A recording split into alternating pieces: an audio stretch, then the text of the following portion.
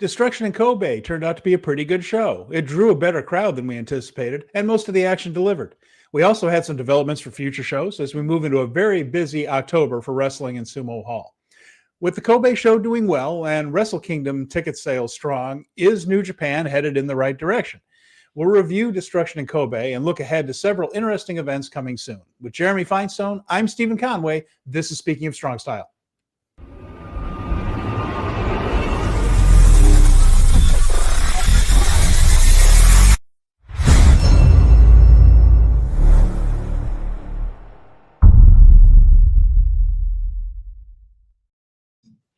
Welcome, everyone, to Speaking of Strong Style, where we discuss the news, issues, and events surrounding New Japan Pro Wrestling. And we are contributors to the Fight Game Media Network. We're also working a little bit distracted today. Jeremy and I have sports on the mind. Jeremy's NFL team, the San Francisco 49ers, is playing tonight. But my baseball team, the Chicago Cubs, and as you can see, I've converted Bushi into being a big fan here. Bushi is my Bushi mask is wearing a Cubs hat today. Are playing a decisive Game 5 against the Game 3 of a best-of-3 series against San Diego Padres right now. So I'm a little on edge, but we're going to do the show today. Talk about Destruction in Kobe. Jeremy, how you feeling? I feel like I need to clear the air a little bit here. My hair is a mess, and I had to put on a hat. And I live in the Bay Area. The Niners are playing today. I haven't watched a single NFL game this year. I got my fantasy team. I've got a little bit of skin in the game, but, I know the stakes are somewhat low with, I think, the 49ers quarterback, wide receiver, other wide receiver, and one of their star defensive players just tore his ACL. So it's an uphill battle this week. And I'm just cruising along and decided I'd rather wear this than a Captain America hat that has a symbol that someone could interpret wrongly at this time. So go Niners. Well, I mean, that's almost as many injuries as the Indiana Fever had the other night as they tried to play Las Vegas right there. That whole team's cleaned up. But yeah, so yes, I'm keeping an eye on the game here, but we're going to do this thing about Destruction in Kobe. Been an interesting week, Jeremy. I got to say, I've been watching sumo. Of course, that over here is my Onosato towel. He's the newest Yokozuna, and been watching that. And they had their tournament. The September tournament came down to the dream scenario for the Sumo Association, Jeremy, in a way that wrestling bookers would almost envy. There are two Yokozuna, two grand champions right now, the two biggest stars in the industry. And lo and behold, the tournament came down to those two guys on the very final day. And they faced each other at the day 15.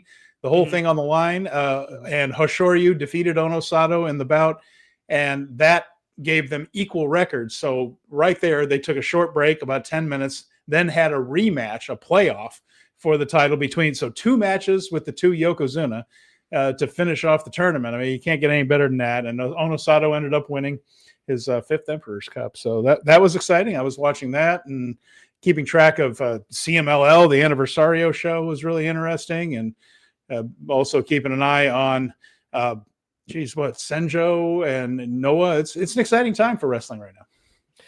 Yeah, I haven't really been watching much of the Japanese stuff besides New Japan. I know that there's some news that we're going to get to that's happening out of Noah that seems somewhat adjacent and interesting.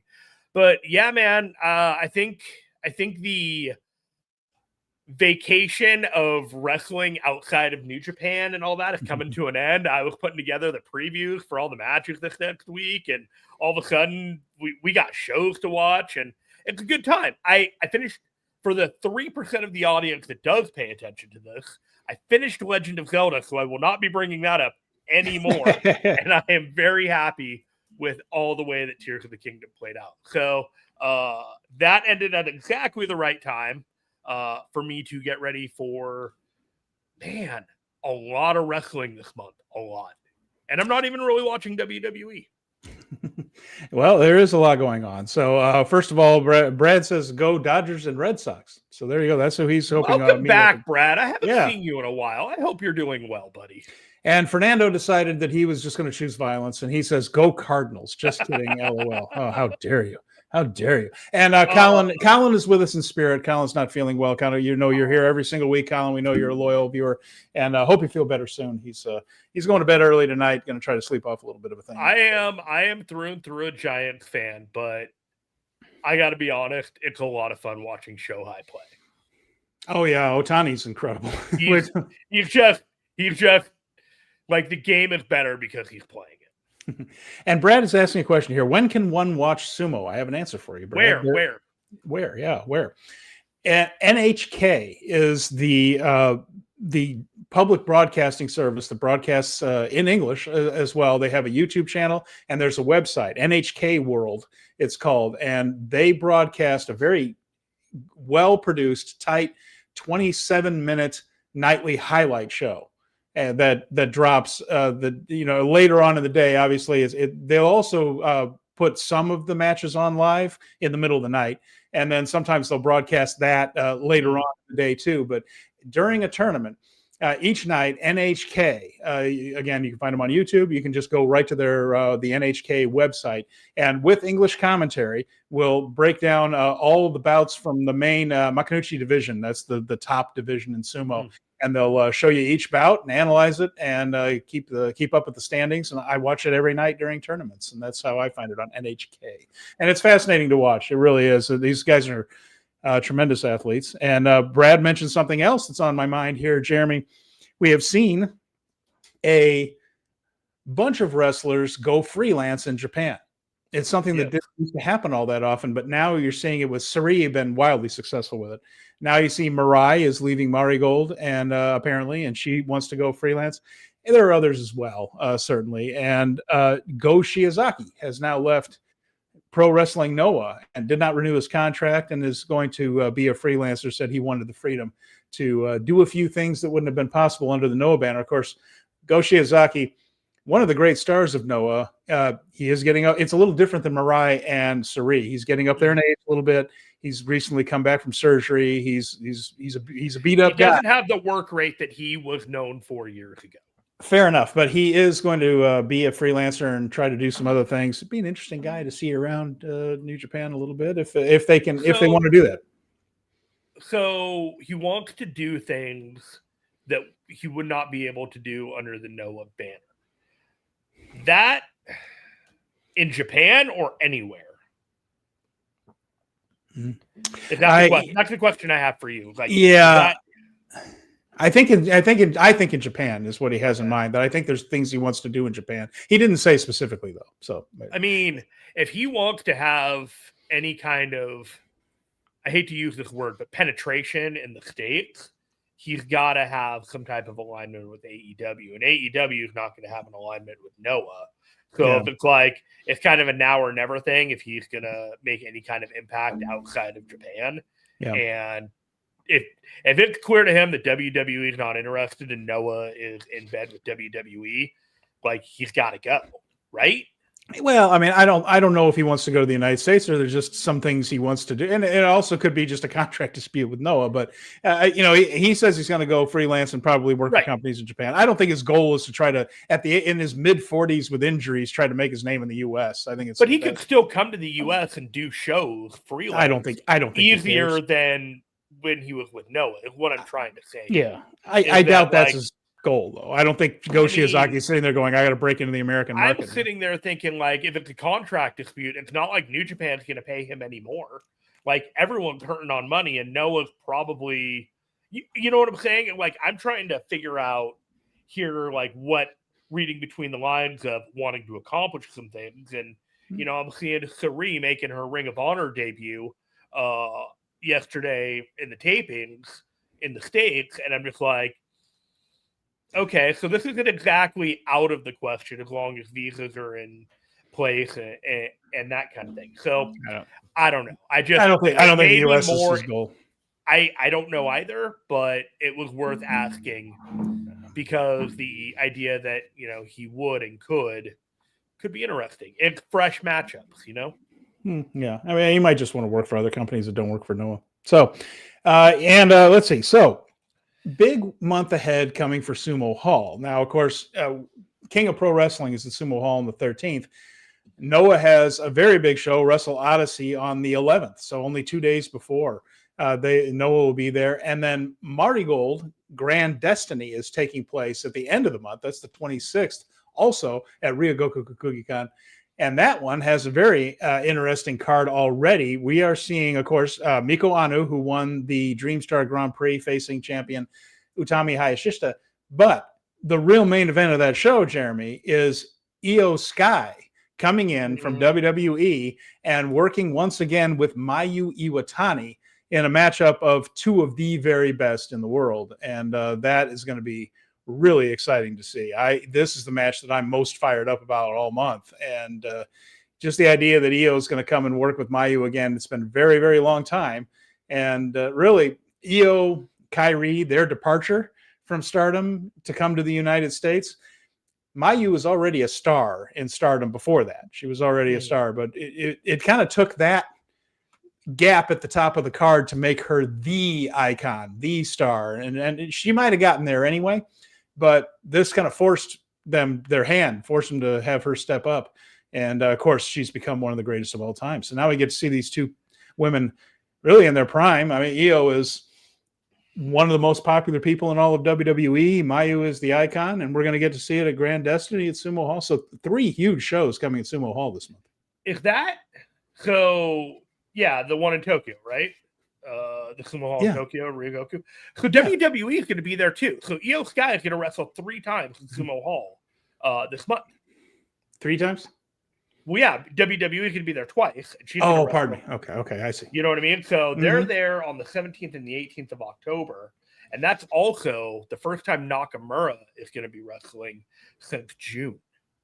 Which I think the timing is very interesting in terms of just kind of like, oh, hey, Nakamura, we haven't used you since a King of the Ring for the crown, for the Saudi Arabia, whatever. Yeah, bringing out all the guns. Come on over to the Sumo Hall. Now, I don't want to go into Destruction Kobe without acknowledging Brad's joke. Because Brad mentioned, I'm going to need Go and NJPW, Shiozaki, for one match to team with Tiger Mask so we can have Tiger's theme in real life. Go Tiger. Let's do it at Wrestle Kingdom.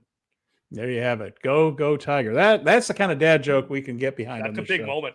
That's a big moment for all the dads. Go Shiozaki. I actually saw Go wrestle when I saw the N1 tournament back in 2019. And he's had injuries, like I mentioned before that. But boy, seeing him in person at Noah was a big deal for me, just because he's just such a great worker. It certainly was there again before the injuries piled up and things. But a fantastic wrestler, really charismatic guy, and somebody who is very much associated with Noah in the post Pillars era. Like once Akiyama and Misawa and Kobashi and I aged out, he was one of the guys who really took the main event mantle over the years in Noah. So a big departure for them. But again, Noah is going through a bit of a I don't know, a surge, I suppose. It's a little more interesting than it has been over the last couple of years. It's exciting to watch. Yeah, the Ogawa injury didn't do them any favors. No, that one hurt.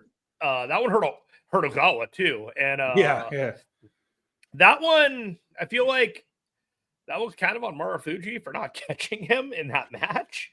And Marufuji, in a lot of ways, Marufuji's been doing a little more harm than good lately. It sounds like Marufuji, both backstage and in and out of the ring, literally and figuratively. So, hopefully, Wrestle Kingdom will be a rising tide for all ships and will help Noah and some of these other promotions in sparking a general interest in pro wrestling in Japan again. I'll be we of course on this show will be keeping an eye on all the attendance figures for this month just to see where everybody is. It's strange to be able to get kind of apples to apples, like 3 big shows in the same metropolitan area in the same building in the same month will really give us an idea of the level of interest in these promotions. Of course, they have different goals. A big crowd for Marigold would not be a big crowd for New Japan. Noah's hoping for a certain number. I don't know, and they haven't said what it is, but I'm curious to see how the 3 of them compare. I think that if Marigold gets 3,000 or 4,000, they'll be doing cartwheels. For sure. New Japan needs a bigger crowd than that, but I think they might get it. So we're seeing some good signs. Yeah, there is an energy and a resurgence, and a lot of these other promotions like Marigold and Stardom, they're frankly doing a lot of heavy lifting to reignite interest. Some of the stars in Stardom are really, I'm hearing that they're really starting to emerge. Like the champion right now is really for sure. Saya Kamatani. I think Saya Kamatani, I'll say it right here in the show, here in October 2nd, 2025, I feel like no matter what happens the rest of the year, Saya Kamatani should be the Tokyo Sports MVP. This is what I'm saying. There are people who are like raving about Saya Kamatani right now. And I'm not watching any of it, but I can hear it from like all corners of like chatter wherever I check out on the internet. Saya Kamatani, and I'm just like, she's having a renaissance year, or she's coming out of her show. Whatever it is, it's her time right now. She is also an NJPW champion now, because not only does she hold the red belt for Stardom, but this previous Friday here in the States, Saturday morning in Tokyo, I watched the show live Friday night here at my home. It was on YouTube. They were nice enough to put a Conway and Hall show on YouTube live. Stardom did. That's very fan friendly. Didn't even have to be a Stardom World subscriber, although I am. But it was an 11:30 a.m. card in Conway and Hall on Saturday, which means Friday night about 9:30 p.m. It's on here in the States. So that was my Friday night. I chilled and watched that instead of CMLL. I don't even remember my Friday night. I was so sick last week. Well, and in the main event, a fantastic match. My goodness, a great match. Saya Kamatani defeated Azumi, and in a title versus title match. And so Kamatani is now both the World of Stardom and the NJPW Strong Champion, as the strong titles begin to be downshifted. We're not going to be seeing regular strong shows, NJPW strong shows. They are focusing on the Japanese market, which is exactly what they need to do. So I think those titles are going to start to take a back seat. When was the last time Ishii defended that title? I don't think it really matters much anymore at all anyway, but that is the case. That title has been kind of put together with the world's not necessarily defunct. It still seems to exist, but clearly it's been benched. It's kind of funny that they put the New Japan Strong title on TJP, basically sent him to Mexico and said you can both stay there. Yeah. And let's see, what else do we have? Well, the IWGP Women's title is with Sari, and that's still considered a fairly big deal. It's a title that would be defended on major Stardom shows and all that. What do you want to bet Sari versus Saya Kamatani to just merge the titles on that Wrestle Kingdom? Yeah, it could be. That could be something to do right there. I hope that there is a Stardom presence on that show that doesn't involve only the pre-show. I would like to see some sort of showcase match on the pre-show and then a big title match on the main show. That would be 8 minutes on the card. Second match on the card, 8 minutes.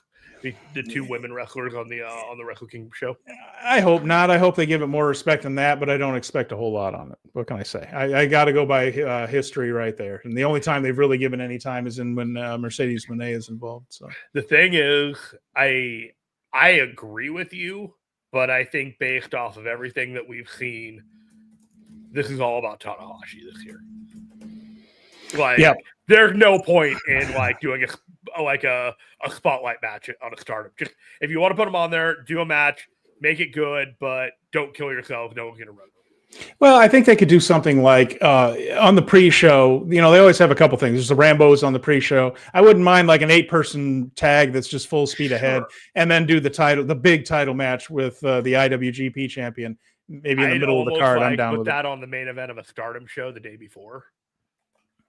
All right, and then I don't know. It just it feels like an afterthought as the second or third match on the card at the Tokyo Dome.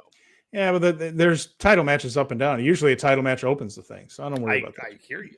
As long as I remember the women's match has just been second on the card every year for the last couple of years. And it's with Tanahashi just being the focus, and if Saya Kamatani is having that renaissance year that she's having, I don't know. maybe do both matches. Do the main event and do the Wrestle Kingdom match. It's a smart move. Kamatani has also just finished up a run on a Japanese national television show, panel show, where she was a guest for a few months and was a regular member of that. And so she got more mainstream publicity than just about any pro wrestler in Japan the last few months, because apparently she was just really good as a panelist. It's one of those things that is a staple of Japanese television, that it's a variety show type of thing where there's just a panel of celebrities who interact with guests and participate in contests and funny things, and they taste food from the chefs and all that kind of stuff. Apparently she's enjoyable and engaging. It's something Togi Makabe does a lot on national television. Whoa. And Saya did that for a few months, and apparently that went well enough that on her last day they set up a Stardom ring, and she had a short match with Hanan. It was the first women's match on Japanese national television in something like 20 some years. And again, with that kind of momentum, I would suggest taking advantage of that. She has a little more publicity and mainstream fame than most. Not trying to say that she's a household celebrity in Japan. It's not to that level, but more than just about anybody on the roster has been seen by people who aren't wrestling fans. So that has to help. It absolutely blows my mind that someone who is a pro wrestler might have charisma in front of a camera and is able to connect with an audience outside of a wrestling ring. Super weird. It's two different skills, though, isn't it? Like you but see, if you're able to parlay it and do that, like that just shows you how much, how versatile you are as a pro wrestler.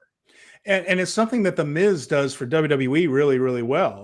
One of the reasons that he's maintained his career as long as he has, the guy can and has guest hosted with Mark and Kelly, that morning talk show. He's been on. You can send him to Good Morning America, and he's going to. Yeah, and so if you've got somebody like that, take advantage of the situation. 100%. All right, should we talk about Destruction in Kobe? Eventually. We had a heck of a show here, Jeremy. This was in Kobe World Hall as usual, and we predicted on the show last week, because the attendance has been falling off all summer, that we thought 3,900, maybe 4,000 would be a strong number.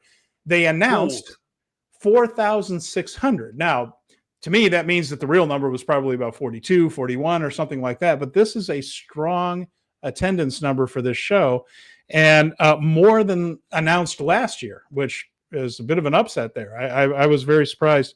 And it passed the sniff test as far as just initial reaction. I guess the eye test more than the sniff test. That's just an expression. But when I tuned in to watch this, the arena looked pretty full. And it looked like they got a good crowd in for this one. So that's encouraging, considering no Goto, no Naito, and a main event that probably wasn't the most on paper thrilling that they could have, and yet it drew well. Yeah, New Japan always kind of has this in their back pocket. If these fall shows end up being really, really good quietly, yeah, even if they're, let's say, uninspiring. Looking at the card going into it, they managed to, keep your interest enough. Okay, here's what we've got next going on to it. And yeah, this is when you should be heating up for Wrestle Kingdom, but I kind of wish this intensity was in the promotion the entire year. Well, Brad has a theory as to why the crowds were up. We're going to get to it when we get to that match. He may be right. Who knows? But Destruction in Kobe took place, and we're just going to go in order and talk about this one up and down. Okay. It was a real mix. There was some bad stuff on this show, but I felt like the good stuff really, really delivered. A couple things over-delivered. It began with a 10-man tag. Yeah, that's right. This is the one that was started off as a 6-man, and then they added the junior heavyweights into it. So El Desperado, Shota Umino, Yoshihashi, and Yuya Uemura faced the House of Torture, that being Dick Togo, Doki, Evil, Sanada, and Sho. So 7 minutes, 36 seconds. There wasn't enough time for anyone to really stand out. They tried to show a little bit of teamwork with Umino and Uemura, but it's not quite there yet. And, and in the end, it was a Hurricane Rana roll up on Dick Togo. Yuya Uemura got the victory. And it was just a little show off 10 guys to start the show. Everyone did 2 or 3 things, and then we moved on. 1000% expecting something a little bit more intuitive and creative than that double team finish for Yuya and Shota. Awkward and stilted. Yeah. All right. So after that, we had Hiroshi Tanahashi and the Great Okan. Good effort by both. This one's not going to be a classic. There's no way it's going to be. Okan actually used 2 sling blades, and he managed to get the knees up on a high fly flow. That put Tanahashi in a little bit of jeopardy. In the end, though, he tried the eliminator, but it ended up in an awkward-looking victory roll for Tanahashi, who got the pin. He showed some respect, I think, to Okan by not hitting the high fly flow finisher. Made it look like he kind of had to pull the wind out of his hat a little bit rather than just beat the guy the way he did with Master Wato. The real story of this is whatever's going on with Great Okan. Okan was crushed, and afterwards they talked of New Japan not needing United Empire anymore. So Okan is going through some sort of existential crisis here. They don't really know what their future is in the company, if United Empire is even a unit anymore. And so that's going to develop as the months roll on, and Tanahashi gets a victory in an okay match in match number 2 here in Kobe. I was absolutely shocked when on the commentary they said that Great Okan had never beat Tanahashi, and he was going into this with a losing streak of never having a singles win over Tanahashi, and that's why he was so upset, because he get to go down without ever beating Tanahashi in Tanahashi's active career. And I was like, that's messed up. But it's about Tanahashi. It's not about Great Okan. Great Okan has always been a supporting character in this promotion. And Tanahashi, for all intents and purposes, he's now the guy right now.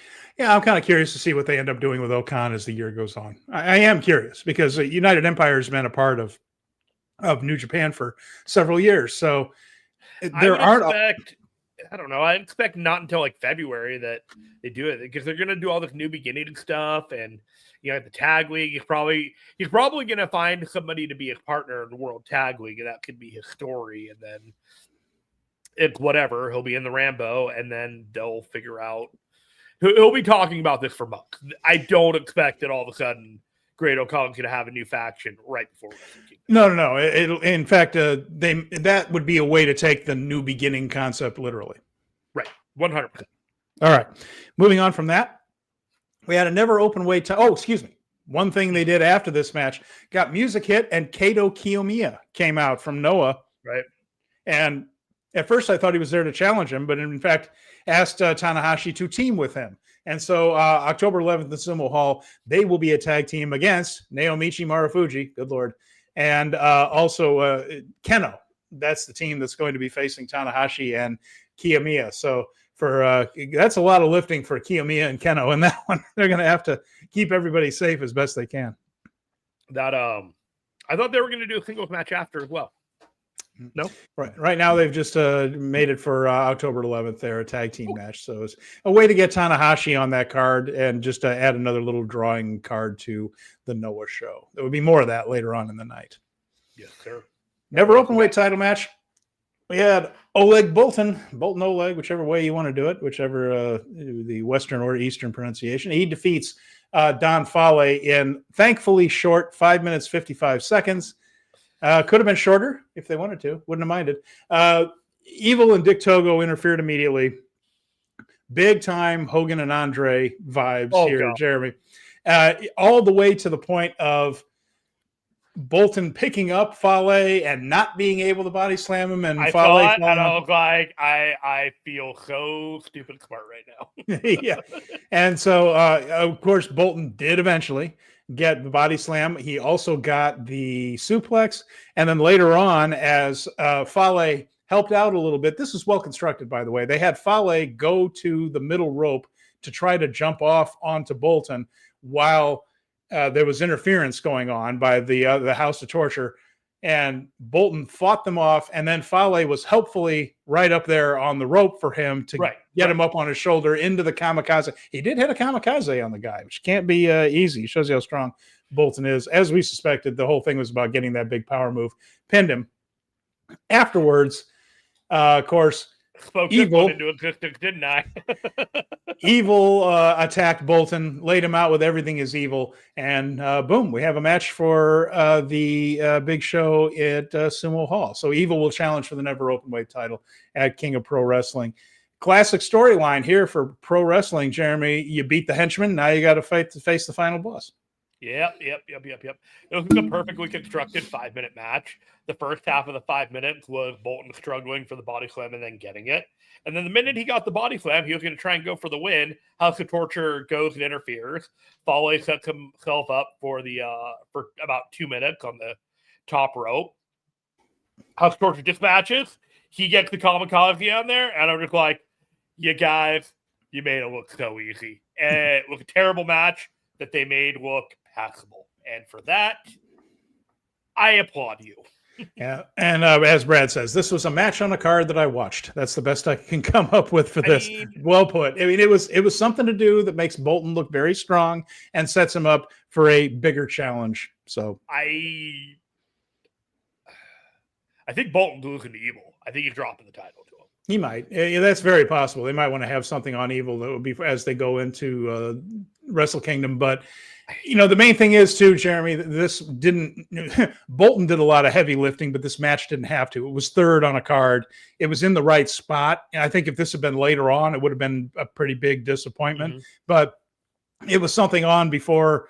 Well, there was no intermission in that sense, but the first half of the show, just something to get out of the way and lead to something else. It was fine for that. I think for the never open weight title, Bolton has accomplished everything that he needs to do with it right now.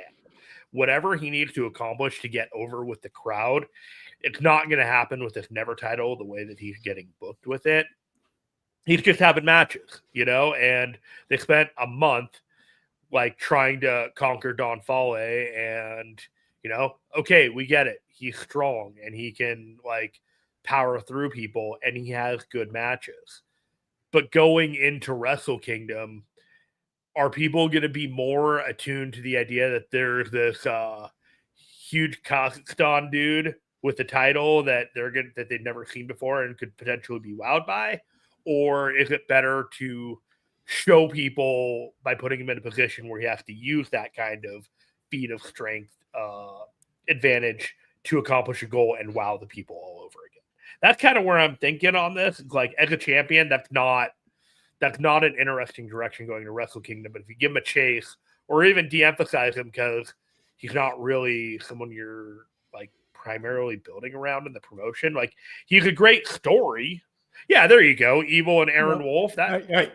Calm down, everybody. So this is the comment was from Brad. Could Evil win and then drop the title to Aaron Wolf at Kingdom, putting him over on day one? Okay, maybe. But you could. Well, here's the thing. We don't know if Wolf is any good. And New Japan doesn't know if Wolf is any good.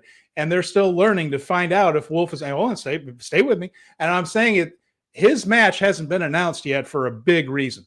Because they need to know, is this going to be like a 3-minute exhibition thing where we're like they did with Bolton at the beginning, or 5-minute exhibition where they're going to heavily choreograph something with somebody who knows what they're doing and bring him in and do that, and then he can learn to wrestle later? Or is this a thing where, this guy's a prodigy? We have no idea. We have no hints. They know, but I think that it's too early to tell who his opponent is going to be. I mean, having him win a major title in his first match puts an awful lot of pressure on him. If it turns out he takes to this like a fish to water, the way Jun Akiyama did, the way Kurt Angle did, then great, go ahead and do that. If he's just okay or not very good, keep him the hell away from main events and just do a 3-minute exhibition. Here's Aaron Wolf, everybody, famous guy. You saw him in the Olympics. There you go. Everybody applaud for him. We can teach him to wrestle later on down the line. What I'm saying is don't put him in a position to fail. And if you go in there and just say, let's do a big match and put a title on him right away, if he's not ready, don't do it. And we have no idea if this guy has an aptitude for pro wrestling. None. So let's temper our expectations on his very first match. It might just be an exhibition. I don't disagree at all. However, The only thing that gives me pause and makes me not dismiss this out of hand is watching the press conference that they did where only 2 people were out there talking to the crowd. It was Hiroshi Tanahashi and it was Aaron Wolf in anticipation for the tickets being sold for Wrestle Kingdom. It's clear that they want to put this guy front and center and make an impact on night 1 for whatever reason they feel like that is the play for their booking and promotion of Wrestle Kingdom. So when Brad mentions, he's a famous guy. Could that happen? I'm just saying it's not immediately a no, that's not going to happen. In fact, I would give it just a slight bit more thought that it's possible rather than, no, I don't think they're going to do that. Not whether I would do that, whether they would do that. He's famous in Japan. So it makes sense he would be at the press conference no matter what he's going to do. He is a famous guy. So he's going to be at Wrestle Kingdom. You put a mainstream famous guy out there. That's no matter what he's going to do. We don't know what he's going to do. But you certainly have him at all the press conference. He's going to be a heavy part of the promotion. He's probably the most famous person that's going to appear there. And Evil is someone that is very well known within the promotion and from people with awareness outside of the promotion. So if you were to put him with somebody, if you want him to get cheered, you put him with a top heel. And it seems as if some of the other matchups are starting to take shape, and he doesn't appear in that kind of atmosphere right now. So I wouldn't be surprised, but you may also be completely right. If he wins the Never Openweight title and they have an opponent for him to challenge him for that, that's a possibility. And again, I'm trying to will the whole Ren Narita overthrow thing into existence anyway. So that's just me. Just like when you were talking about, you were going to keep saying that Bolton was going to turn heel and go with Bullet Club. Be the Bullet Club. Yeah. I am going to try to will Ren Narita turning on Evil into existence, Doggone. It probably won't happen this fall. If Evil wins the Never title and then Aaron Wolf takes it from him, Ren Narita uses that to overthrow Evil. Hey, there you go. That could be.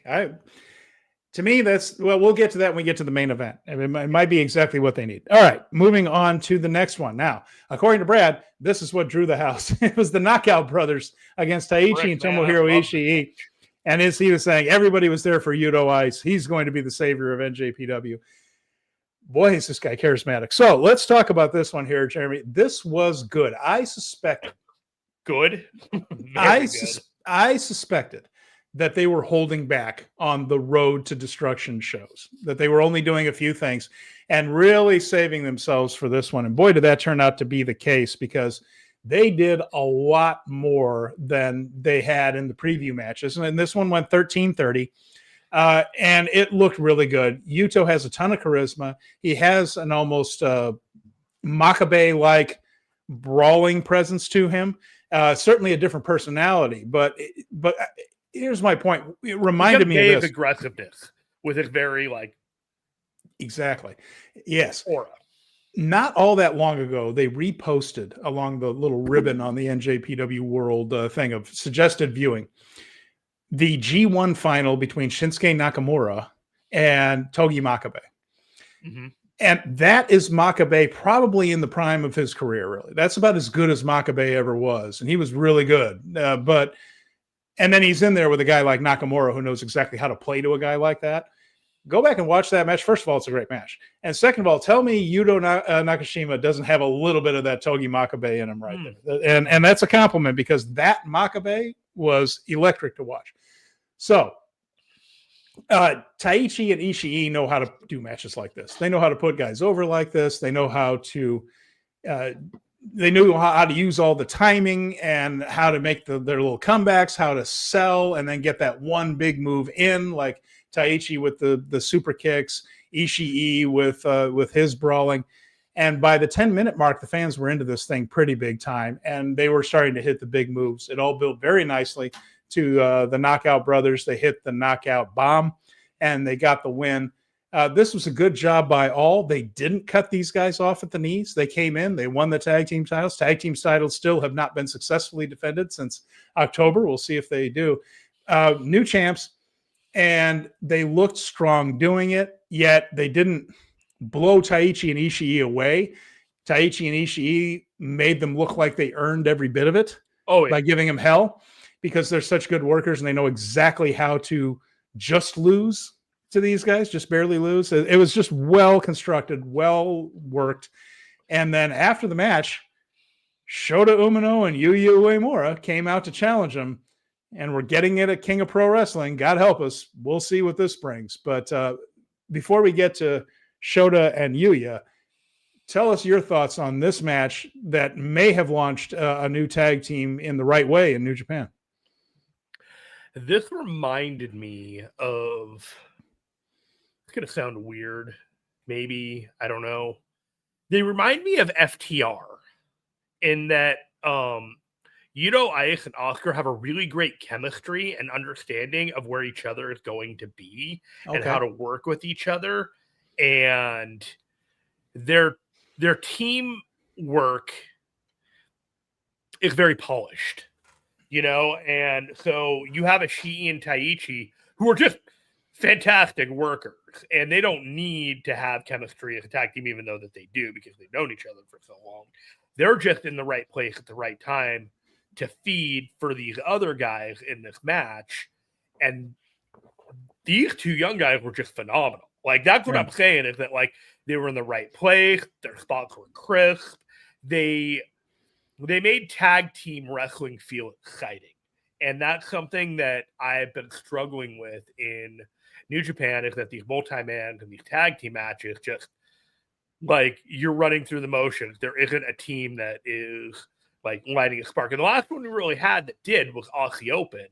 And there were opportunities for them elsewhere as a result of injuries and timing and whatnot. And I don't think these guys are going anywhere. So for me, this just felt like the beginning of a very potentially exciting new chapter in tag team wrestling in New Japan.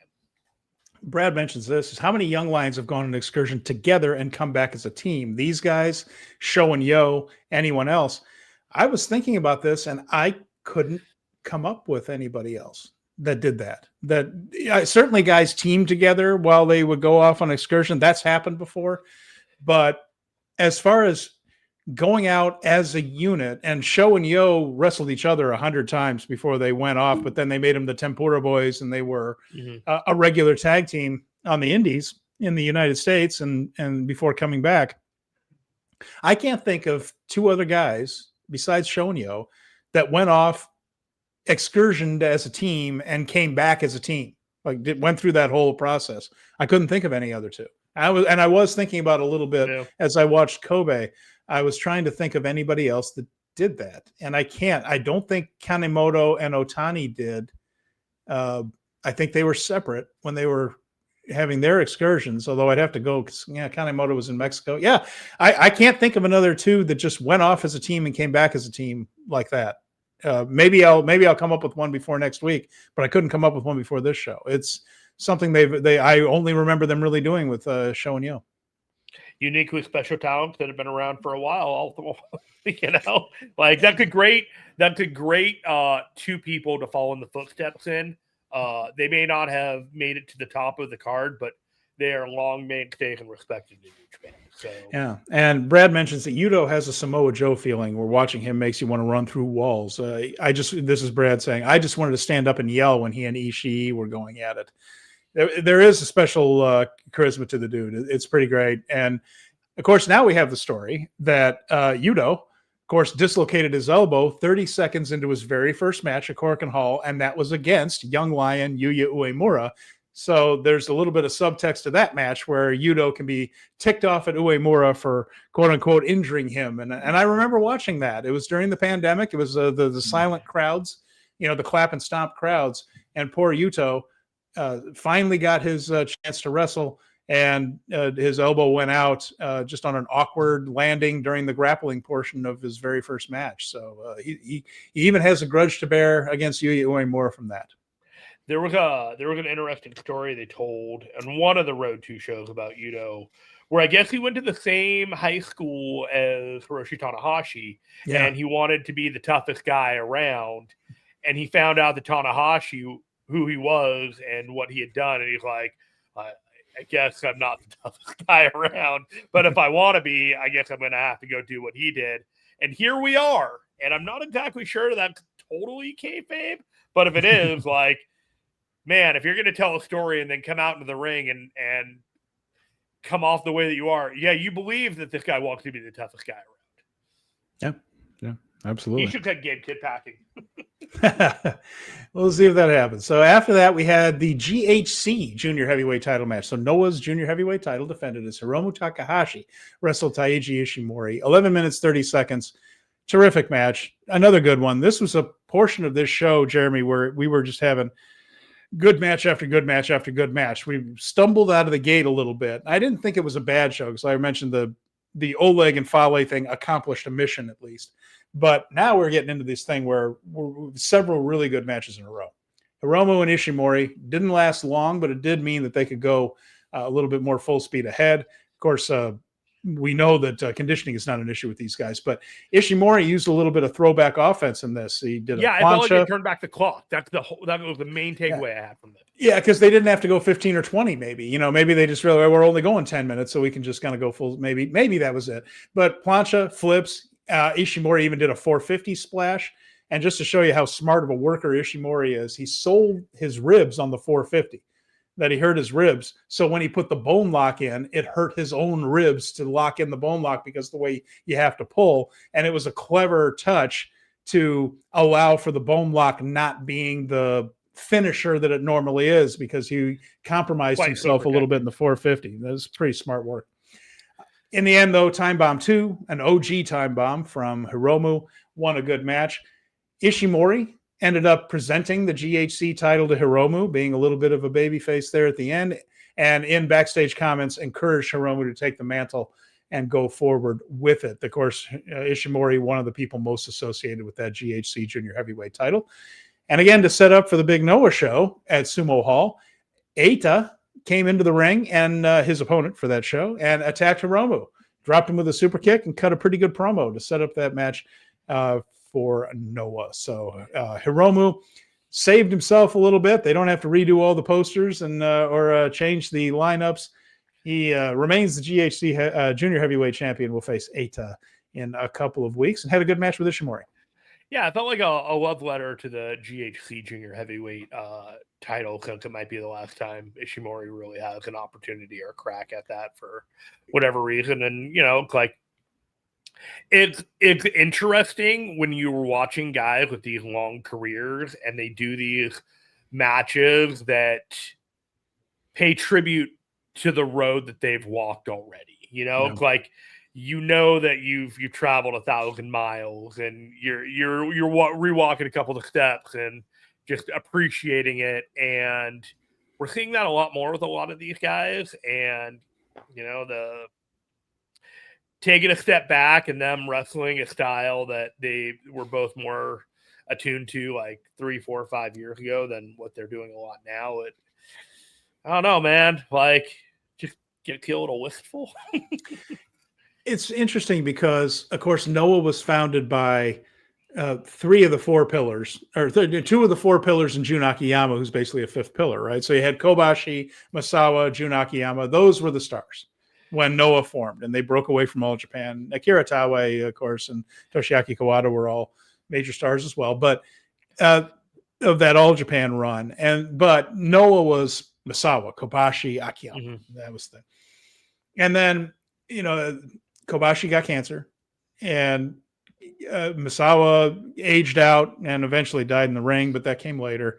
But a new generation of guys had to come up. And in my mind, I associate, of course, Masawa, Kobashi, Akiyama as the founders of Noah. But that next generation of guys that made Noah fascinating to me, Shiozaki, who just left, Ishimori, who kind of said goodbye to the GHC title right there. That was, like you mentioned, that was kind of his farewell to the thing that really gave him his place. And then Kenta, who was a teenager when they left All Japan and created Noah, and is now the GHC heavyweight champion and having his probably final run in a main event spot anywhere, that type of thing.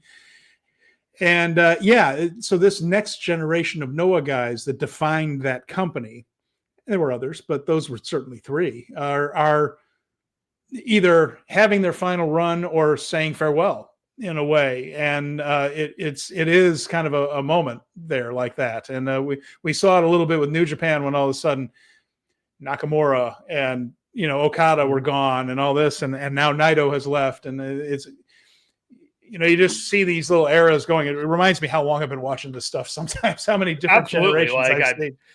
You're watching careers, and sometimes you're outliving people. It's a little bizarre sometimes. Last thing before we move on, if you squint your eyes and cock your head a little bit, does Ada look a little bit like Nakamura to you? Oh, he's got a little bit of that in there, doesn't he? Yeah. I look at him like, a little bit of looks Nakamura. That's not Nakamura. Come on. Yeah. So, but that'll probably be a pretty good match. I remember him from some of the Noah stuff a few years ago when they crossed over. I thought he was good. The only thing I'm puzzled by, Jeremy, is I'm not totally sure how to watch that Noah show live. I don't know. I was looking on Wrestle Universe, and they aren't advertising that show on Wrestle Universe. And then I saw, but that's not available in the US. And so sometimes that stuff is on Triller, what used to be Fight TV, but I also didn't see it advertised there. So I have a few days to figure it out, but I'm trying to figure out how I can watch that Noah show as it happens. I think it'll probably turn up on Wrestle Universe eventually, the way Marigold pay-per-views end up on there, but I'll look into it. Hopefully I'll have an answer next week, but I was struggling with that earlier today to figure out how to watch that show. Yeah, man. I don't know either, but hopefully next week you'll have an answer for it. It's a Bima in Japan for sure, but I got a message that it was not available in my region when I tried to look at it. All right. Anyway, after that, we had a special singles match, and this was Yota Tsuji and David Finlay. And this one went 14:35. These two are excellent together, and there was a little bit of support for David Finlay in the crowd here. And it was well worked, built all the big moves. Finlay hit Oblivion and got 2. He hit Overkill, just 2. And but even a Gene Blast, the first one from Yota Tsuji, only got 2. Tsuji finally ended up hitting the Guerrero special and a Gene Blast to end it. This was a really good match. But the story here to me, Jeremy, was that Finlay threw everything at Tsuji and couldn't win. Right. Oblivion, Overkill, all the stuff, Powerbomb, could not beat him. And the story seems to be that Finlay can't quite get it done. And I'm curious, what do you think is left for David Finlay to do now? Because afterwards, he didn't shake Tsuji's hand. He's still too much of a war dog to shake anybody's hand. But there wasn't particular resentment towards Tsuji. It was almost an acceptance, like, well, I can't quite take you right now. And that's strange from a war dog, of course. But what do you think is the deal with Finlay here? Because this seemed to be settling things. Like Tsuji beat him. Yeah. He took all of his moves, came back, and defeated David Finlay. Finlay doesn't really have anywhere to go with this now. And to me, the storyline is that Tsuji is on to bigger and better things than David Finlay. That's what it feels like to me, and especially because what we see a little bit later in the show. So what is your thoughts on David Finlay?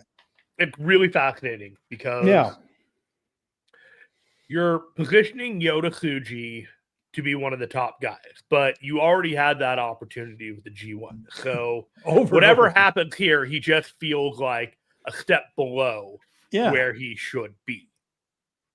You have David Finlay, who, if you're not going to put the IWGP title on him, he has done everything that he is going to do in this promotion. And right now, it does not seem like there's a whole lot of being able to do all that you're going to be able to do in this promotion beyond the IWGP, because that belt seems like it's kind of spoken for. And the results of this match kind of tell me he's not in that equation. And so I think there's something going on. I think that his feud will probably be Ghetto and a Ghetto appointed emissary. And I think we are headed towards David Finlay not being like aligned with Ghetto, and whatever guy that Ghetto decides is better for him than David Finlay. Because David Finlay lost a lot. And Ghetto's like, you can't keep losing. So I've kind of felt like David Finlay is on his way out the door with no way to actually say that that's the truth. But it does kind of feel like whatever they're wrapping up, they're kind of quietly wrapping up until they drop the bombshell of what they're doing. You know, you've had Yuto, Ice, and Oscar, the War Dogs, but the association with Finlay hasn't been concrete. You know, like they haven't laid it on super thick that these guys are thick as thieves. Like they're in the War Dogs, but there hasn't been like a lot of these matches where they're like all together. They've been with other guys in the War Dog, but not Finlay. You're right. Although Finlay did introduce them. Finlay's the guy that walked down the aisle and waved them out. Because Ghetto puts him in the front and does that. But beyond that, Ghetto's the guy pulling the strings in this kind of thing. So there are little things that you can kind of read into that says maybe Finlay's grasp around the War Dogs isn't quite as strong as it is. Whatever it is, I think he's got blood feud in his future rather than title aspirations. Right. Yeah, that I definitely agree with. He's just not in position to challenge for anything right now. Yeah. And so next was the global heavyweight title match, which plays into this a little bit because these guys are insane. Gabe Kidd faced Shingo Takagi. This one went 21-37.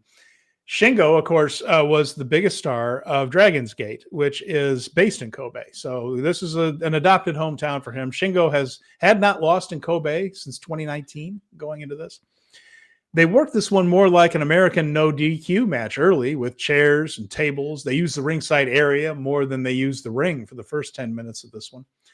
And it was a good version of that type of match. We don't always get that in Japan, but these two knew how to work it. And all the stuff on the outside with the tables and the chairs and everything else led to a made in Japan by Shingo off the apron through a table, which looked fantastic, and bloodied up the back of Gabe Kidd's head.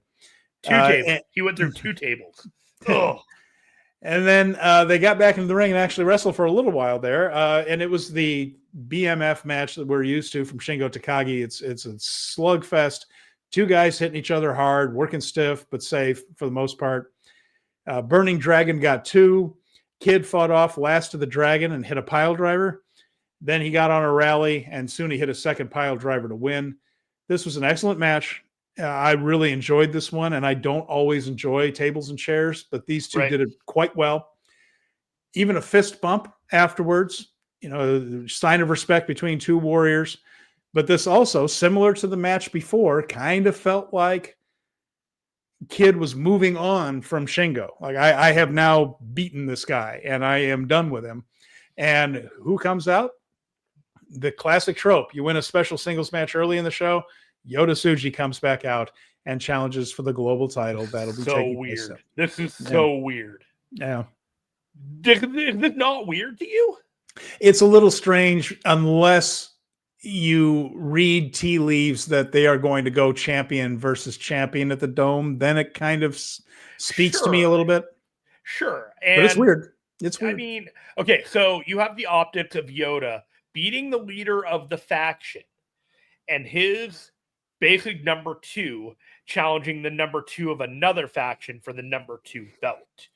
Yota then beats the number 1 guy as the number 1 guy of his faction and then goes challenges the number 2 of the guy that he just beat. But the guy that has the title, though, Finlay doesn't have the belt. But what I'm saying is that Gabe Kidd is still the number 2 in the faction.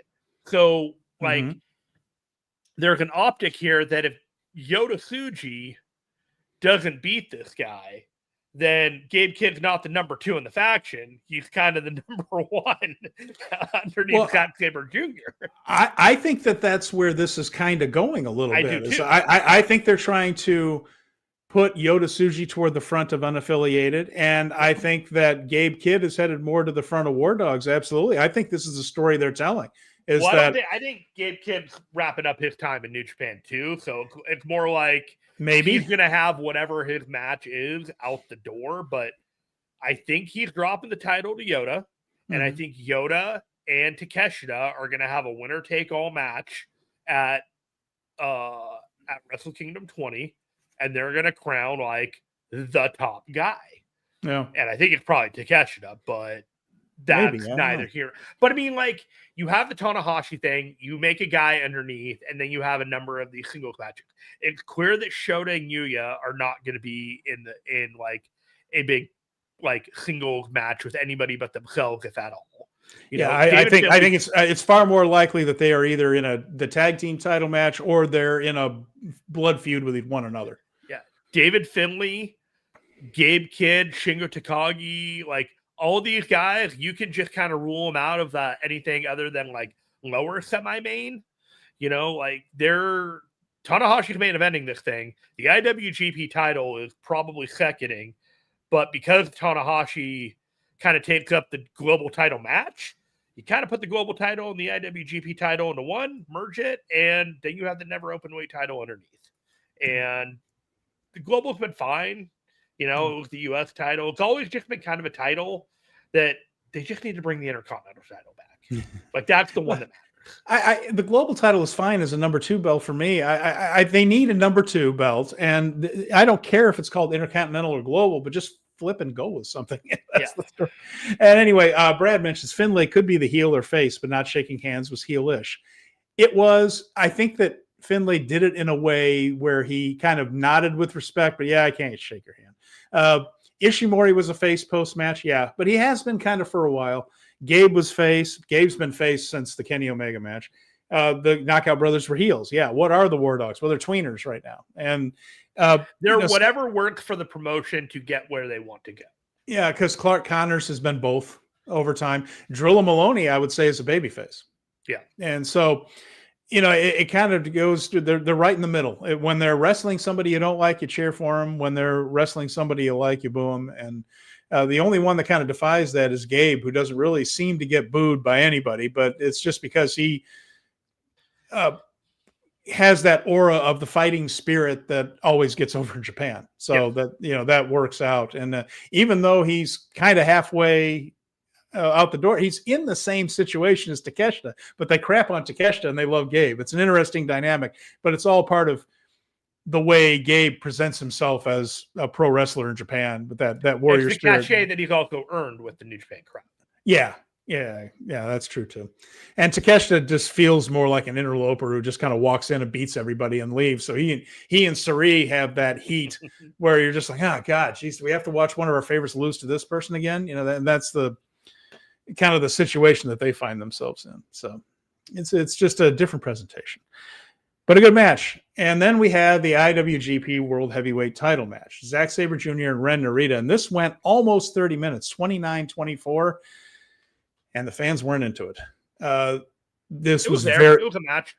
It was very quiet in the arena. And the reason is fans, just like us, didn't believe for a single moment that Ren Narita was winning this thing.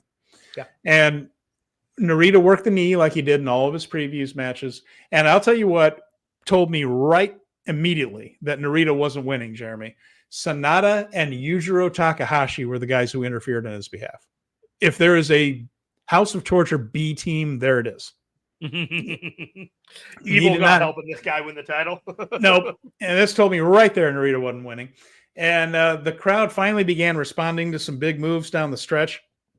First 2/3 of the match was a lot of submission work, and that didn't get anybody chain wrestling throughout the match, like chain wrestling, but that didn't get anybody into anything. Like no one thought Zack was going to submit. They didn't buy Narita submitting before the 20-minute mark either, so everyone was just kind of waiting for things to happen. Finally, there was more interference. They finally started doing some big moves. The crowd kind of responded to it, but more out of politeness than excitement. Zack Driver to win it. This was fine. It would have been a decent special singles match, but this didn't feel like a world title match. And Jeremy, you and I talked about this situation last week. There absolutely is a world in which Narita is a world title guy, but he needs more development before then. He needs to win a feud. He needs to hold the secondary title. He needs to hold the secondary title to get to that point. And he has the ability. He just needs the booking. He's not ripe yet. And it can happen. He's definitely got the talent, but this match fell flat because no one believed he was going to win this thing. Yeah, the perception definitely has to change before he ever gets that kind of world title credibility. Yeah. Yeah. And that's why I'm promoting the thing with Evil, trying to will that into existence. I think it's exactly what he needs. That overthrow. He needs to be the leader of the faction. It just didn't pan out. The young guys to be in the spotlight, and with Tanahashi being out of the spotlight, if they don't do it, they won't have a promotion in 3 years. That's just it. So my thoughts on this show. Sometimes when a team or an organization is struggling, people say that you need to go back to fundamentals. I felt like this show was New Japan going back to fundamentals a little bit. They had a decent crowd on hand. They put on a pretty good show for the most part. Some of it was downright excellent. They delivered a good show. They added some angles, challenges, and a couple of surprises that built to future events. To me, this was just good fundamental wrestling promotion. Like, here's a show. Here are a couple of things. Here's a reason for you to come back when we go to Ryogoku Kokugi-Con.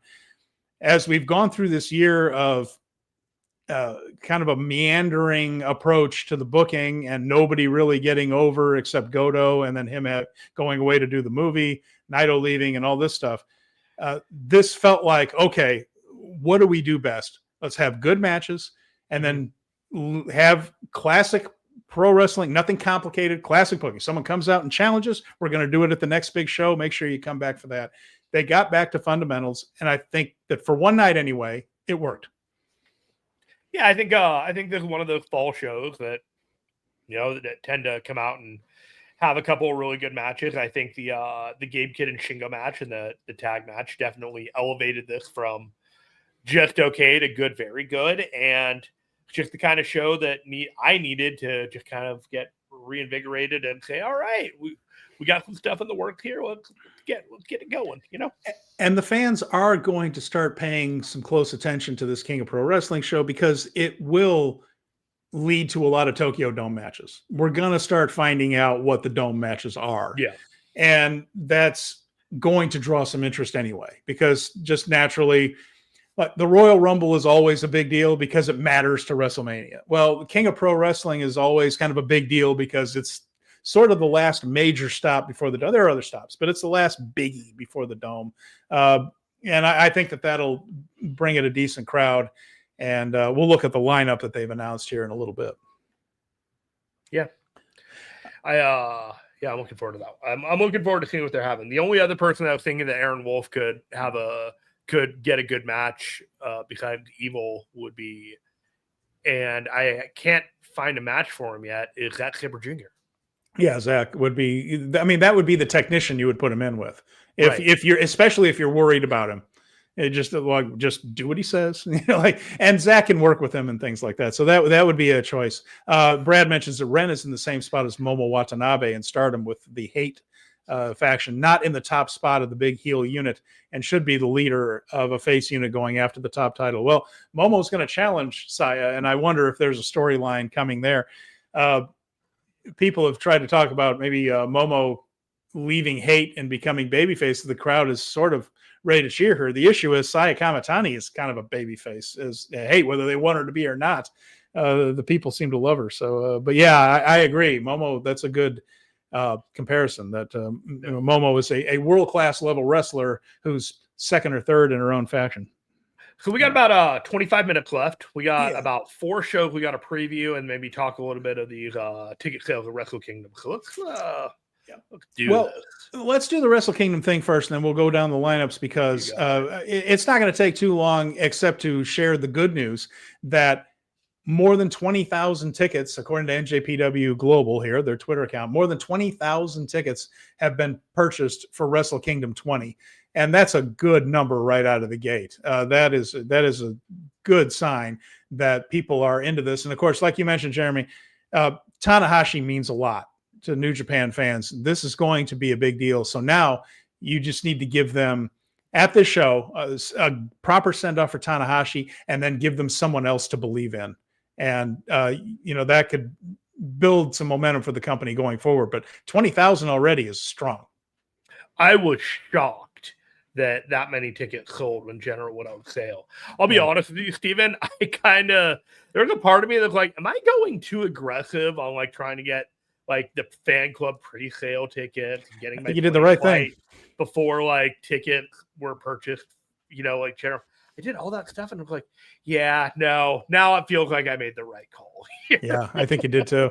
This is it's going to be a big deal. It's Tanahashi's retirement. It's a big show. I'm just seeing a lot of people like, yeah, I'm bringing my whole family. Like, this is going to be a big deal. I'll be crying like a baby. I'm just like, I'm not bringing my whole family, but I might be crying like a baby. Hey, you certainly won't be the only one. I'll bet you Tanahashi is. Sure. I'll bet you Tanahashi.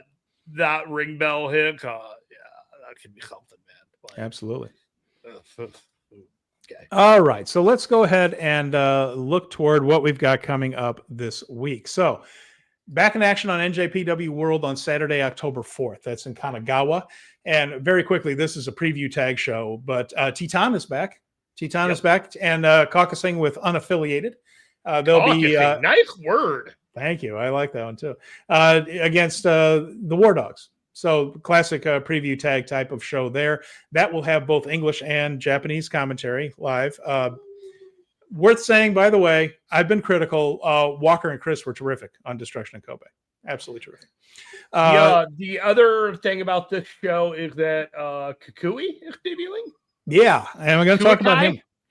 Kukai, Koji Wakamura is his name. He is a Michinoku Pro trained wrestler who has been similar to Doki working the Mexican Indies, and he's being brought in by El Desperado to team with him at Junior Tag League. And it's a classic tweaking of Doki a little bit that he's got another guy from the Mexican Indies coming in to team with him. But hey, when we got Doki, it was apparent immediately to me anyway that this guy was excellent. If this is another one that has been over there, again, the dedication to spend years going through the Mexican Indies as a Japanese man, that is a hard life. This guy wants it. So let's see what he has when he comes up to New Japan. Yeah, this is pretty much the reason I want to check out the show, to see what this guy has to offer. Yeah, no, I agree with you. I'm looking forward to that. And it'll be good to see Teton back again, too.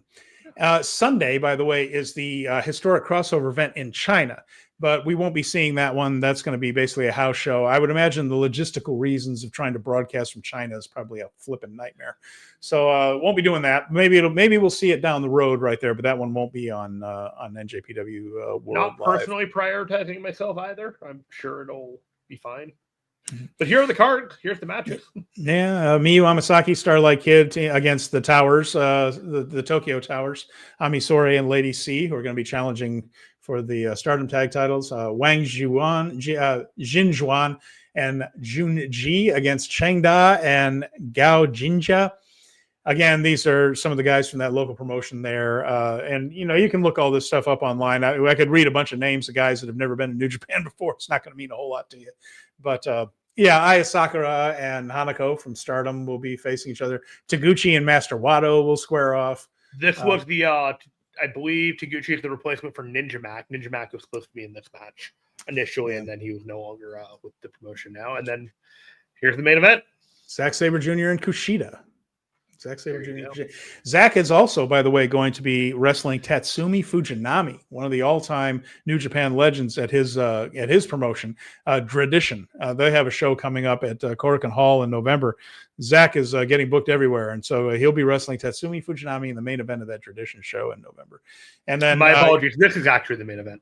Oh, okay. So it's Rina Ruaka and Natsuko Tora. So you've got the Hate Group against the Cosmic Angels, Natsupoi, Seorianu, and Sayaka Carrara.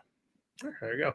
And then the next day, we're back on NJPW World again with both English and Japanese commentary. That is Monday, October 6th, back in Korakuen. A couple of things are interesting here. Singles matches: Shota Umino versus Yuto Ice. Yuya Uemura versus Oscar. And Jeremy, the reason I bring these up is, are either Umino or Uemura going to do a singles loss to Yuto or Oscar? Are they really going to do a job for one of these guys in a singles match? I don't think they are. I think both of them are going to win, and then they're going to lose the tag match. Okay, there you have it. Drill Maloney's back, that type of thing. But again, a lot of previews, and I'm going to move through these shows quickly because there's a lot of them. The main event is the junior heavyweight title on the line, El Desperado against Doki. And if you want to have any more questions about whether Doki to House of Torture move was a bad idea, this is it. this should be one of the most anticipated junior matches of the year. It doesn't even make the King of Pro Wrestling. It's the main event of a Korakuen Hall show. Doki versus Desperado. This drives me nuts, to be honest with you. Like this match should be a much bigger deal, and instead they've kind of made Doki into a rather lame House of Torture guy. And I'm sad, Jeremy. This really should have been a Tokyo Dome match. Yeah, I think the junior heavyweight heat up plan, where they put the junior heavyweight title and potentially the tag match championships on the same card on a Road to show, just isn't really doing it for me. But I get how they're just trying to stretch out these cards to get more people into it. Because if you didn't have this, what would you main event this Road to show? You know what I mean? Like they already getting the money for the King of Pro Wrestling with Zack and Takeshita there. They're getting you know what I mean? Like I'm logicating it out because they need to sell tickets. And they do, but man, they just don't have a whole lot of guys like Desperado that they can put in a main event because they squandered Shota, they squandered Yuya. You can't put them in the main event. They're not there yet. You know, like those are the other two guys in a singles. So here you go. And Yoda's at the bottom of the card getting ready for a big single match coming forward. You know, I agree. It's a sad state of affairs that they have to worry about filling Korakuen Hall, which only holds about 1,500 people. Right. And all of a sudden they're in a situation now where there are so few people that can draw that they have to do this in order to get 1,500 people in there. Stardom doesn't have any, Stardom, they put a big main event on a Korakuen. It's still a big show when they run Korakuen. New Japan, you should be able to fill the place with preview tags for Korakuen. It's a metropolitan area of 30 million, and they still have to put a junior title match on there just so that there aren't empty orange seats. That's a sad state. All right. That is what's going on Monday. So after that, Tuesday, it's a busy week. Ishimori gets even more ridiculous. If you want to watch this pay-per-view, it's about $22.99 on NJPW World. And of course, they're going to do some sort of phenomenally complicated 2-hour-long match with Ishimori. I'd imagine it'll have little comedy spot breaks in there. Where you want me to read the rules to you? I can do this. Sure, go ahead. Let's hear it. The Iron Man Rumble rules for a 120-minute Iron Man Rumble. Number 1, the Rumble will take place over 4 blocks, each containing 8 entrants. Ishimori will be entrant number 1 in each of the blocks, and is the only entrant to be in for the full 2-hour matchup. Oof. 2, the blocks are in no specific order. Dragon block, featuring Dragon Dia and Shingo Takagi. Who's the Rampage Dragon. Yeah. Yes. Many famous dragons are in the pro wrestling landscape, and they played significant roles in his career. Maybe Fujinami. Takagi and Dragon Dia both tick off that box, and there should be more to come. After that will be the muscle block with Sho and Hio from Dragon Gate. And this is because Ishimori has been called, maybe uncharitably, the muscle chihuahua, and thanks to his physique and determination in the gym. So they're going to have some House of Torture in there and some Dragon Gate, and we're going with that. Are we sure that's a compliment? I don't think it was entirely a compliment based off the beginning of that paragraph. The Tohoku block, which will have Yo, Mao, and the Great Sasuke. And that is all wrestlers from the Tohoku region of Northeast Japan. So they're all there. And then there will be a secret block in which all bets are off, and then eliminations are pinfall submission, basically to end the show. You know, you get that last block in there and everyone gets eliminated and call it a day.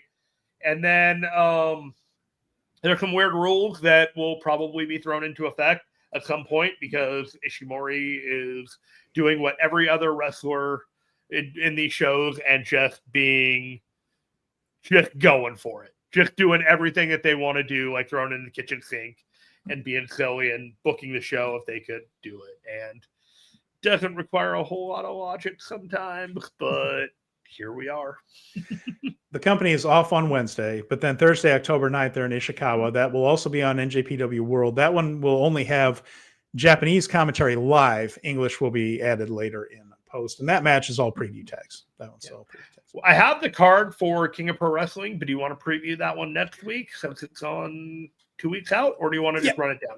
Well, let's run it down because the other one I want to run down is that Wrestle Odyssey card as well here. But yeah, for King of Pro Wrestling, let's go ahead and run it down. We'll do a full preview next week. That'll be the focus of next week's show is the full blown preview for this. So we'll have the unaffiliated crew with Titan on one side with Hiromu Takahashi and Shingo Takagi against David Finlay, Taiji Ishimori, and Clark Connors. Fun. After that, we have a grudge match between Drilla Maloney and Sonata. If you remember, Maloney was very recently bloodied up by Sonata by getting hit with that guitar and beaten up. So Drilla is going to go for revenge. So we have a grudge match in match number 2. A blood feud. Maybe they'll make sweet music together. After that, we have Hiroki Goto's return. I think everyone's going to be very happy for that. He'll be teaming with his close friend Yoshihashi along with Yo in a 6-man tag. So Hiroki Goto back from shooting his movie and his worked broken arm. On the other side will be Ryohei Oiwa, Hartley Jackson, and that's going to be Kosei Fujita on the other side. I don't mean this in a bad way, but Hartley Jackson is a very charismatic jobber. He's really good. He's really good at what he does. He's really, really good at what he does. Buddy, you got to chill out here, buddy. We got a few more minutes here. And Jeremy has a special guest there. His dog is in his lap. He's hungry. This guy trying to tell me it's time to feed, and I'm like, no, it's not. War Hero is 99 is asking Goto regain the title at Kingdom. I'm curious to see. To me. I doubt it, but I would really like to see what they have in mind for Goto because it needs to be something big with the year he's had and as much attention as he has drawn. So he needs to be in some kind of prominent spot. I'm curious to see what that's going to be. I wouldn't be surprised if they run it back. He wins the Rambo and then challenges to catch it out the gate. We'll see. But we have El Phantasmo. Now, this match has a lot going for it. First of all, it's the final road match for Hiroshi Tanahashi. Also, El Phantasmo's 20th anniversary special match. And it is also a television title match, which would indicate to me that ELP is going to come out on top in it.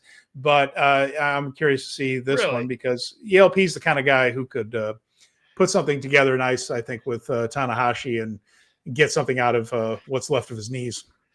I was thinking time limit draw or double count out. Yeah, they could do a draw too. There's no reason for Tanahashi to have the TV title at this point. And he shouldn't be losing either. So let's just find something clever to get ourselves out of it. After that one, you have the never open weight title on the line set up at the Destruction in Kobe show. Evil challenging Bolton Oleg. Yay! It's the collective internet cheered.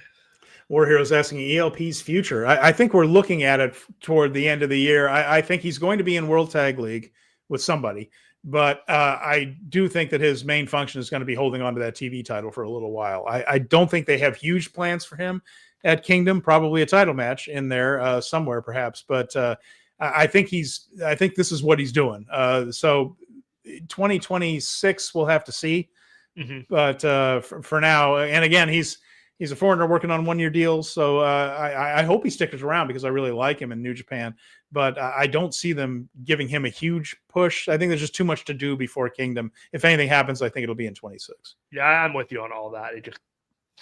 He's a guy on the roster. I like him a lot, but there's 10 guys before him that are priorities on the thing. Brad might have it here too. I was thinking about this. Is very possible. It's Bishamon versus the Knockout Brothers at Wrestle Kingdom for the tag titles. That could very well be. Bishamon is going to be a big part of World Tag League. Might even win it again to give them the shot. That's a very big possibility there. Yeah. So that's a possibility. So anyway, the never open weight title, Evil against Bolden, and then we have the tag team title match.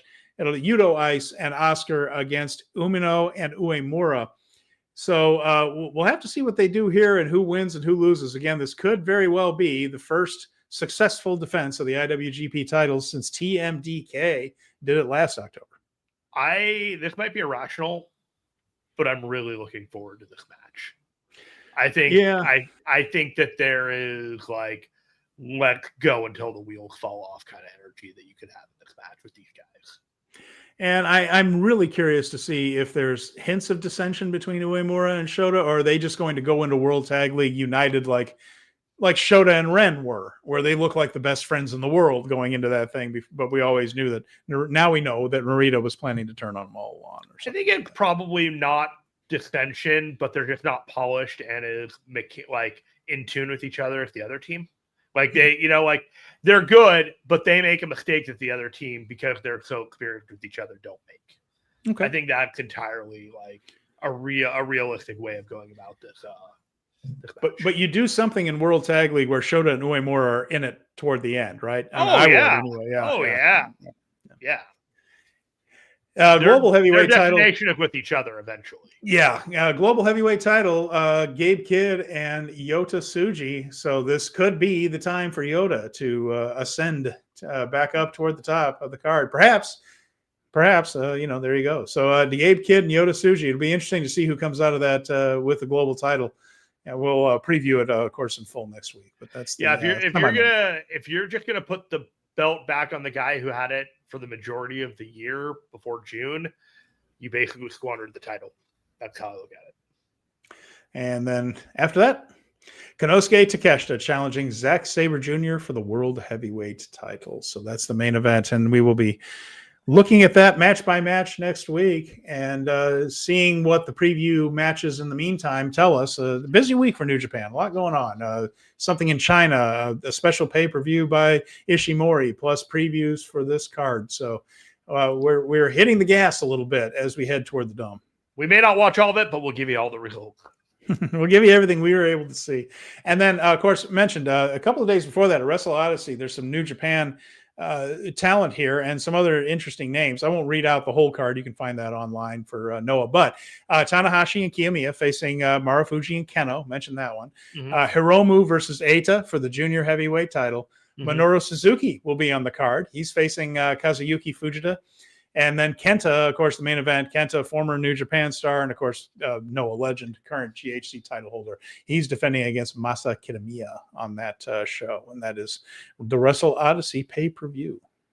Very nice. Very nice. All right. Are we coming in a couple minutes early? Wow, a couple minutes. We did it. Did it. Jared can be so proud of our 90-minute windows. Brad says if Takeshita wins, the new NJPW fans riot. If he loses, the AEW fans riot. Should be fine. There's a strange room read that I think people have wrong right now with how the fans and Takeshita, and I don't know. I think that they have an idealized version of how this is going to work out, and then reality is going to hit, and not everyone's going to be happy. Well, yeah, I keep saying that Takeshita is the next guy in New Japan. I really think so. I think he has the talent. I think he has the presence. I don't think he should be the next guy until he's a New Japan guy. And this whole thing of working on two continents, being a part-timer and being the number one guy, I don't think those two things mix. I think Takeshita wants to be the New Japan guy. I think he wants to come home. I think he wants to work for New Japan and be that guy. I think that's been his goal for a long time, even when he was with DDT. That's just my guess. It's not like the guy told me that. But if I'm New Japan, boy, I just don't pull the trigger on that until I know he's my guy. But they've done that before, and it's New Japan is not one to learn from mistakes quickly.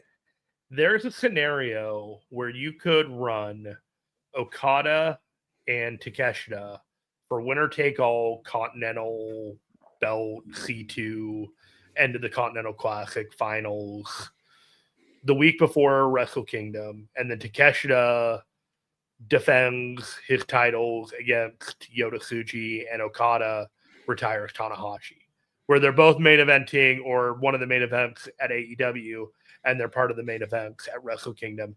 And more and more, I feel like that's happening. Yeah, I don't expect that kind of respect or cooperation from AEW, which doesn't really see Takeshita at that, doesn't seem to see Takeshita at that level. I know that he and Okada looked at each other. A lot of people in AEW like to look at each other. There's a lot of that. And I guess Okada and Takeshita has to happen, and it has to happen by the end of the year. There is a window in which if it doesn't happen before the King of Pro Wrestling, it has to happen for a very coordinated reason in which Takeshita is still protected as the IWGP champion if he has that belt on AEW television. So Either they're doing it and they're going all in, or they're doing it and they're just going to ignore a bunch of shit. Yeah, I never discount AEW just ignoring New Japan storylines. You can never discount that. All right, well, we're about out of time for this week, and it's been an interesting one. Again, Destruction in Kobe, I thought it was good, solid, fundamental booking. And we're moving toward King of Pro Wrestling. That should get us a little bit closer to the Tokyo Dome. Maybe some momentum can be built. Strong crowd in Kobe. Curious to see what happens at Ryogoku, and of course, it looks like attention is on this Wrestle Kingdom show. So we'll be back. Whatever they're doing, they sold 20,000 tickets, right? That's a good thing. We'll break down that whole King of Pro Wrestling card right here next week. Don't forget, Power Bombshells is on Sunday. Sam and Mel will be here to tell you all about what's going on in the world of pro wrestling on Sundays. And then the Dynamite Show, everything else here on Fight Game Media Network. We'll be back next Thursday. Jeremy, anything else before we close this one up? No, man, I think you did a great job shepherding this show today. Oh, thank you. And Brad, we appreciate you being here. Of course, everybody who watched us live, War Hero, Fernando, Colin, feel better. Everybody else, we're grateful for your time. Those of you who watch us live and those of you who listen to us later on podcast feed, we're grateful. So for Jeremy Finestone, I'm Stephen Conway. This has been Speaking of Strong Style, and we'll talk to you again very soon.